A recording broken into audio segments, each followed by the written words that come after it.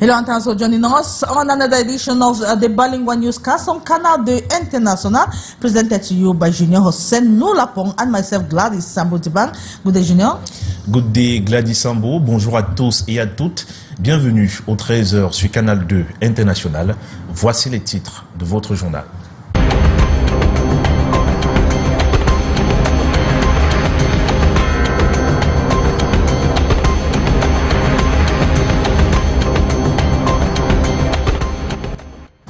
En politique, à 3 mois de l'élection présidentielle, les concertations au sommet de l'État se poursuivent. Ce jeudi, le secrétaire général de la présidence de la République, Ferdinand Gongo, et le ministre chargé de mission à la présidence de la République, Philippe Bargamboa, vont rencontrer les membres du gouvernement et les parlementaires des régions de l'Adamawa et de l'Ouest. Une rencontre qui a débuté depuis le mardi 1er juillet 2025 par la région de l'extrême nord. And authorities in the nation's political capital, Yaoundé, have carried out inspections in the Turi, Ligazwa and Fundi markets to enforce compliance with regulated beef prices and accurate weighing scales, while the Fundi markets met with standards. Irregularities were noted in others. Butchers blame high livestock prices, telling control agents from the central regional trade the current costs are threatening their livelihoods. De la pluie depuis ce matin dans la ville de Douala. On note des difficultés liées au transport et une hausse de prix qui inquiète les habitants de la cité économique. Au lieu du marché Ndorbassi 3, trouver un moyen de transport est une équation difficile à résoudre. Vous le verrez dans un instant.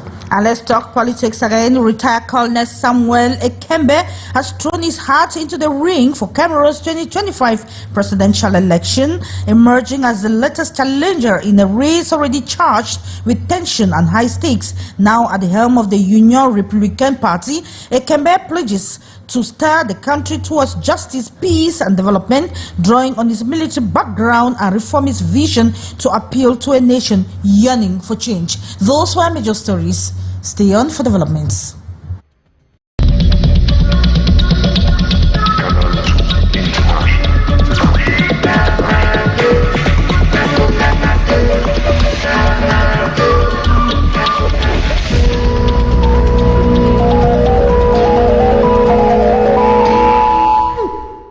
And thanks for joining us once again. You can watch us live on our social media handles, Facebook and YouTube. We begin with difficulties the population face with heavy downpours. Eh bien, je vous le disais en titre, la ville de Douala s'est réveillée les pieds dans l'eau. Au lieu dit marché Ndorbassi 3, trouver un moyen de transport est une équation difficile à résoudre. Les usagers doivent se plier en 4 faces. Quand il pleut, l'eau partout, l'eau inonde partout. Et quand il pleut, l'eau partout, l'eau inonde partout. Et le transport, ce n'est pas facile. Trop de pluie et aussi les embouteillages.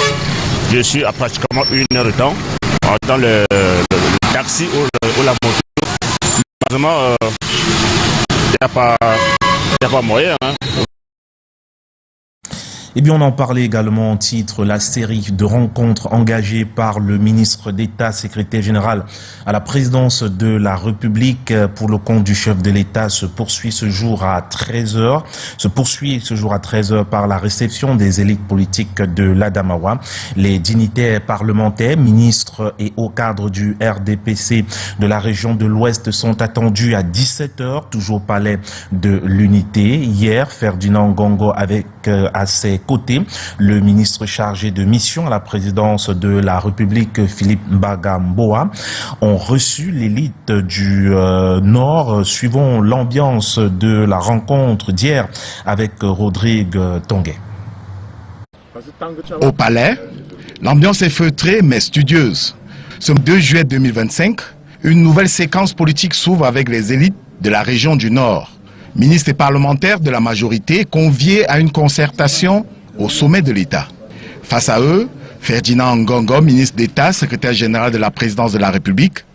À ses côtés, Philippe Bargamboa, ministre chargé des missions à la présidence de la République, et les plus hauts cadres du secrétariat général. Dans la salle, plusieurs membres du gouvernement, dont Gabriel Bayrobé, ministre de l'Agriculture et du Développement rural, et Kumpaïssa, secrétaire d'État à la défense chargé des anciens combattants. Et bien sûr, de nombreux députés et sénateurs de la région. Tous venus écouter le message du chef de l'État, Paul Biya, président national du RDPC.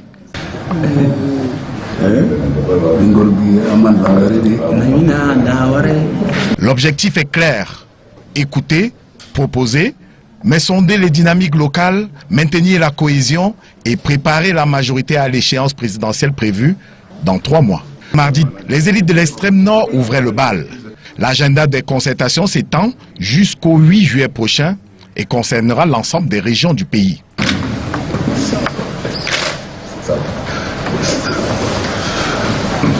Écouter, rassurer, aligner, dans une conjoncture où les ambitions se dessinent et les questions inhérentes à toutes les élections se posent, le président de la République resserre les rangs de sa majorité. Paul Biya soigne ses appuis. Rappelons que, du moins soulignons que demain, vendredi 4 juillet 2025, ceux des régions de l'Est et du Sud-Ouest seront donc à la rencontre, bien sûr, du secrétaire général à la présidence de la République et du chargé de mission à la présidence de la République. Donc à partir de 13h, la région de l'Est est à l'honneur et à 17h, la région du Sud-Ouest.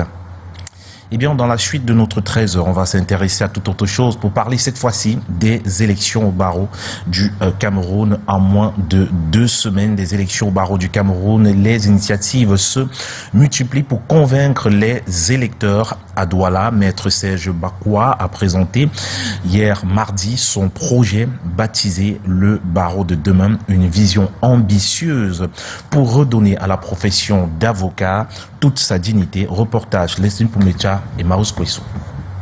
Dans la perspective des élections au barreau du Cameroun, prévues le 14 juin prochain, Maître Serge Bakwa a convié ce 3 juillet ses confrères à une rencontre stratégique à Douala. Le barreau de demain, c'est une vision. Ce sont des confrères, des avocats qui ont décidé de se mettre ensemble pour soutenir la vision du confrère Serge Bakwa, qui était une vision novatrice, qui était une vision qui tendait à protéger l'avocat, qui mettait l'avocat au centre de l'exercice professionnel. Objectif de la rencontre, présenter son projet baptisé le barreau de demain, une plateforme qui, selon lui, entend remettre l'avocat camerounais au cœur de la cité, à travers une série de réformes à la fois sociales, économiques et institutionnelles. Le pilier central, ou le cœur de métier du barreau de demain, c'est la déontologie. La déontologie est notre avantage concurrentiel. Sans déontologie, l'avocat perd toute crédibilité. Sans déontologie, l'avocat se fait maltraiter. Sans déontologie, l'avocat est positionné, j'allais dire, dans une situation d'insécurité.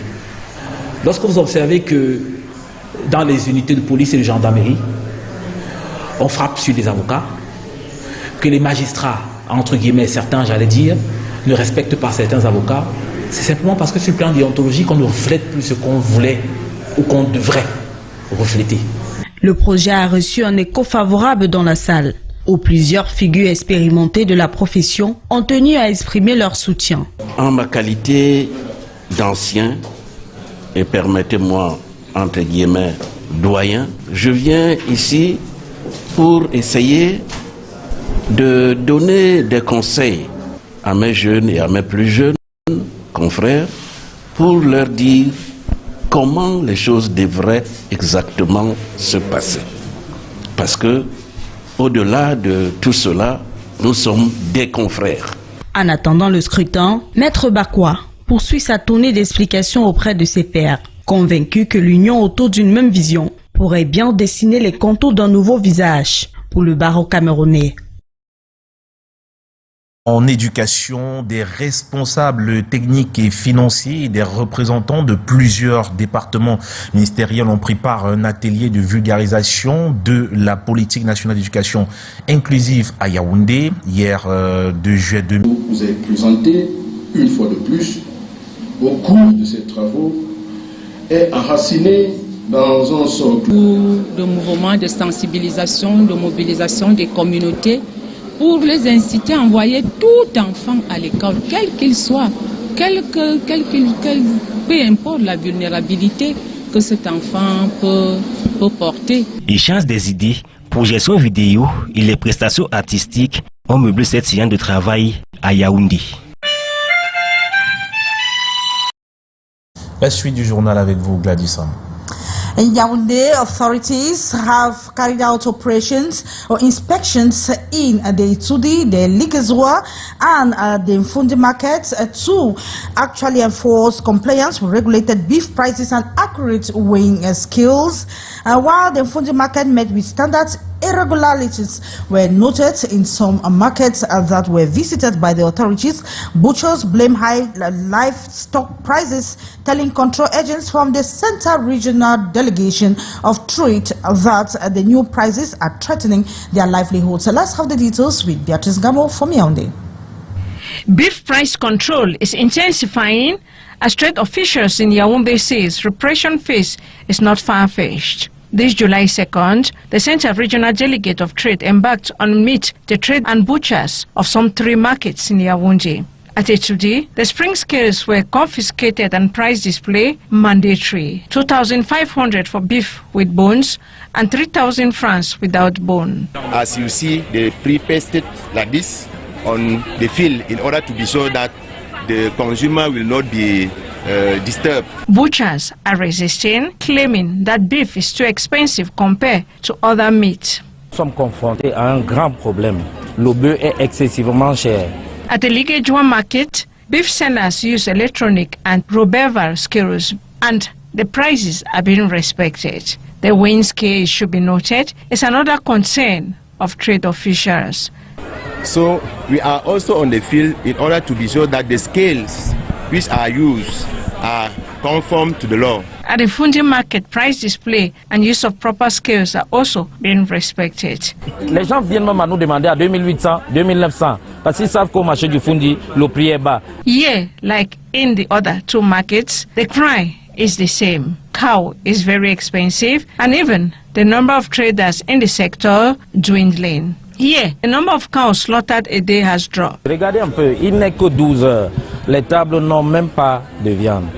The chain in this business, they reiterate, is long. Cow owner sells to buyer, who brings here to Yaoundé with all it takes, arrives here, they liquidate to butchers and others, and so on. Et le transport a pris un coup, ça la rareté de l'herbe, quand ils viennent, ils sont obligés de nourrir ça autrement. Consumers are called to help facilitate this control by denouncing perpetrators at police station. Thank you so much, Beatrice Ngamo. And in Douala, concerns are rising over the sale of some food items on the background in markets like the Sandaga market, which is one of the busiest in the city. Vegetables and other fresh produce lie exposed to dirt and stagnant water, and with no proper infrastructure, the vendors are left with no choice than to adapt as the best as they can, especially during this rainy season. Cynthia Latte visited the markets and brought back this report. Vegetables lie barely a few inches above the ground, separated only by plastic bags. People walk past, sometimes stepping close to the exposed food items. This is open-air business, a reality for vendors here at the Sandaga market in Douala, who say they have no choice if they must earn their living. We don't have space here. That's why we don't use tables. Everyone manages the little space they have. We just have to support ourselves. What else can we do? Many vendors have adapted despite the risk. The rainy season only makes matters worse as stagnant waters collect around the foodstuff, increasing the health hazards. When it rains, we move our goods and bring them back after. Look at the carrots. They get dirty as well. Sometimes, when it rains, people even step on them. Concerns over hygiene are high. Some vendors say they've given it all to God. We leave everything to God because even here, there are no protection in this market, including the food that people prepare here. Buyers who come in and out of these large fresh food markets in Cameroon's economic capital say they are worried. Many admit they have resorted to thorough cleaning and proper cooking of the food bought here before consumption. When we buy food that's been on the ground, we wash it well before cooking. But the government should do something. Je lave bien parce que je sais que c'est posé au sol. While both vendors and buyers, many are calling for urgent improvements. They say better infrastructure, including raised stalls and proper drainage, could improve not just hygiene, but the overall market experience. We are just here surviving, making something that can be good to ourselves, praying that maybe the country will change one day. The exposure of food items directly on the ground is not unique to Sandaga. It is a widespread phenomenon across markets and even roadside spots in Douala. But as concerns mount, many are hoping for long overdue reforms to protect both vendors and consumers alike. Thank you so much, Cynthia Lotte. And let's talk health. Cameroon has taken a bold step in public health defense with the launch of a new line of units in Cameroon's economic city, Douala.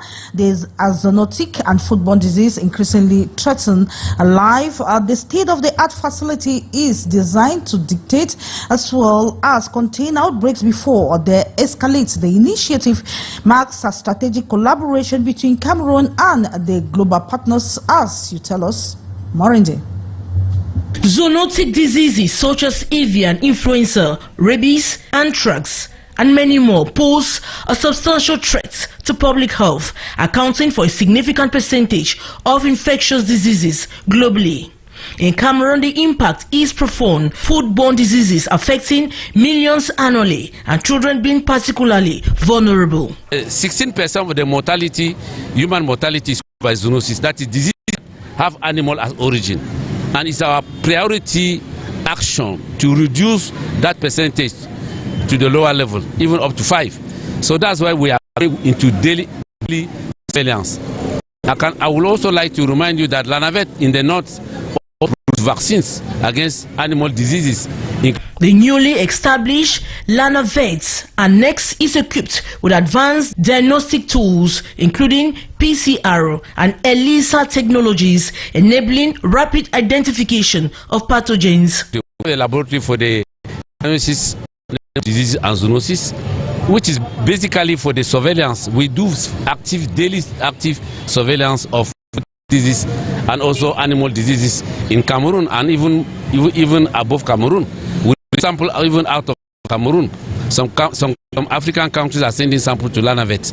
Okay, so on the second hand, the food safety laboratory, which will be in charge of controlling the quality of the food products, including drugs. Lab. So anything that is imported above should be the quality before we eat. This facility is a product of collaboration between the Cameroonian government and international partners, notably the United States, through agencies like the Defense Threat Reduction Agency and USAID. The annex also aligns with Cameroon's commitment to the One Health approach, which recognizes the interconnectedness of human, animal, and environmental health.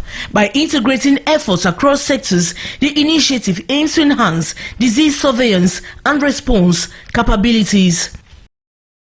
And let's talk about council officials' strengths on the promotion of social economy. Eh bien, les responsables des collectivités territoriales décentralisées, désormais mieux édifiés sur la promotion de l'économie sociale, des experts du ministère en charge des PME, de l'économie sociale et de l'artisanat, ont renforcé leurs capacités du côté de Yaoundé, recevant des connaissances de base sur l'accompagnement et l'encadrement des initiatives. L'objectif est clair, booster l'opérationnalisation des politiques publiques et intégrer efficacement ces initiatives dans les plans locaux de développement. Plus de précision avec Karel Mezachachouya et Samuel Ebakis. Ils sont 50 participants au total, issus des exécutifs régionaux et communaux du centre, des contrôleurs financiers et d'autres acteurs clés de l'économie sociale. Désormais mieux outillés pour promouvoir ce secteur, ils ont reçu des connaissances essentielles des experts du département ministériel qui en a la charge. Ces nouvelles compétences leur permettront de mieux intégrer les initiatives de l'économie sociale dans les plans locaux de développement, avec pour objectif ultime la transformation structurelle de l'économie nationale. Au jour d'aujourd'hui, le développement local revient aux exécutifs communaux et aux régions. Et il fallait bien que les maires qui sont à la base du développement local passent par cet important outil qui est l'économie sociale, j'ajouterai solidaire, pour le développement de nos communes. Ceci parce que nous avons de plus en plus des acteurs au niveau local qui ont besoin d'encadrement. Et cet encadrement devrait passer par les exécutifs qui ont la gestion de leur commune. Voilà qui met en lumière l'importance de l'économie sociale et solidaire, présentée comme une véritable niche d'emploi et un moteur de revitalisation des commerces de proximité, entre autres avantages. Cette approche est particulièrement pertinente. Cet atelier de renforcement des capacités des responsables des collectivités territoriales décentralisées tombe donc à point nommé, offrant les outils nécessaires pour exploiter pleinement ce potentiel. Fin de formation des futurs marins-pompiers du port autonome de Kribi au centre d'instruction et d'entraînement de la ville de Douala pendant près d'1 mois. Ils ont été outillés sur l'assistance du quai à navire. Laurent Jotio et Stéphane Binard pour les détails. 40 stagiaires, dont 2 personnels féminins du port autonome de Kribi, viennent d'être outillés au centre d'instruction et d'entraînement à la sécurité de la base navale de Douala. Sur la sécurité dans le domaine portuaire, les marins-pompiers jouent un rôle essentiel dans la sécurisation et la fiabilité du port autonome de Kribi en matière de protection d'un navire. Le personnel du port autonome de Kribi dans les techniques d'intervention de lutte contre les sinistres à bord des navires, apporter l'assistance à partir du port, pouvoir intervenir sur le navire à quai et être capable de mettre en place des dispositifs de lutte contre la pollution maritime aux alentours du port autonome de Kribi. Ce module cadre véritablement avec le profil des marins-pompiers et je pense que dans le cadre de la formation continue, on va continuer avec une évaluation et un renforcement continu des capacités de nos marins-pompiers à travers l'appui de la marine, de l'autorité compétente en matière de sécurité maritime. Formation de courte durée et dense, il sera désormais question de mettre sur pied un cadre de formation adéquat pour davantage sécuriser la zone portuaire de Kribi. On tient tout d'abord remercier la Marine nationale qui est une autorité compétente en la matière et qui nous accompagne depuis la mise en exploitation du port pour la sécurisation, le renforcement des capacités des corps de métier du port autonome de Kribi. Pendant 28 jours, ces marins-pompiers ont été suffisamment édifiés pour faire face aux défis qui les attendent. En tant que marin-pompier, je suis prêt à accomplir toutes les missions qui me seront confiées par ma tâche future, régulièrement suivies par chacun de nous. Le défi des marins-pompiers également, c'est de mettre en œuvre tous les acquis théoriques et pratiques qu'ils ont reçus de leur période de formation. La cérémonie s'est achevée par la remise des parchemins au personnel marin-pompier du port autonome de Kribi qui ont pris part à cette formation avec une moyenne générale de 12,67 pour un taux de réussite de 100%. Gladys Sambo. And this time we talk politics. With just 3 months to go to the presidential election in October 2025. A broader strategy to listen, mobilize, and prepare the ruling CPDM party for the electoral challenge ahead has begun at the Unity Palace in Yaoundé.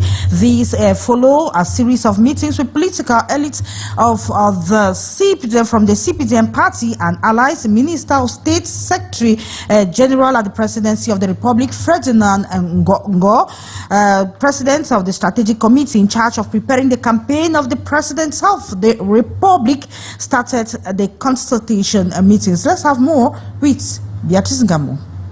A new political phase has opened at the Unity Palace since July 1 with consultations on the future of the ruling CPDM party maintaining her majority. Northern elites, members of the Senate and Parliament, together with the Minister of Agriculture and Rural Development, Gabriel Mbairobe, the Secretary of State, at the Ministry of Defense in charge of ex-servicemen and war veterans Kumpa Issa and others invited for high-level talks. Facing them was Ferdinand Ngongo, Minister of State and Secretary General of the Presidency, President of the Strategic Committee in charge of preparing the campaign of President Paul Biya. At his side, the Minister of Special Duties at the Presidency, Philip Bargamboa, and senior officials from the General Secretariat. Present to hear the message and directives of President Paul Biya, National Chairman of the ruling CPDM party.